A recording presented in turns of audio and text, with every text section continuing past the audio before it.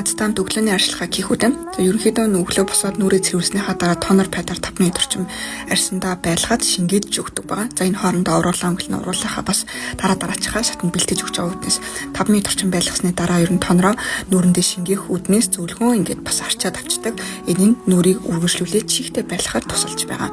Тэгээ өнөөдөр онцолж байгаа миний эссенсийн шатанд ашиглаж байгаа бүтээгдэхүүн бол Исванико товчгоон дуртад бол энэ нь ёсуудын хэрэглээг дэмжиж эрүүл үн цэнийг эрхэмлдэг брэнд гадна гэр бүлийн хэрэглэн зориулагдсан бөгөөд ялангуяа хүүхдтэй болохоор төлөвлөж бүсэлт өнгөш нэрэлээ дуудаж буй жимсээ хчүүжсэндээ аюулгүй бүтээгдэхүүн үйлдвэрлэгээрээ онцлог байна.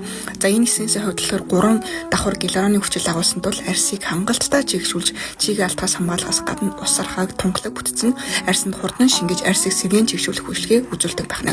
Үргэлжлүүлээ та зөвхний цус мартаг үстэй зөвхний цусыг заавал төрөх ёстой.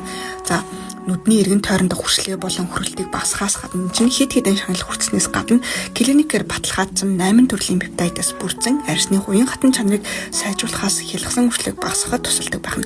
За үргэлжлүүлээл шүлэг тосоор арьсаа түгжээ төхөд өнөөдрийн арчилгаа ингээл дуусчаамда мэдээж гарахаас өмнө наны цус мартаж болохгүй шүү дээ. Окей, хамт байсан баярлалаа. Пока.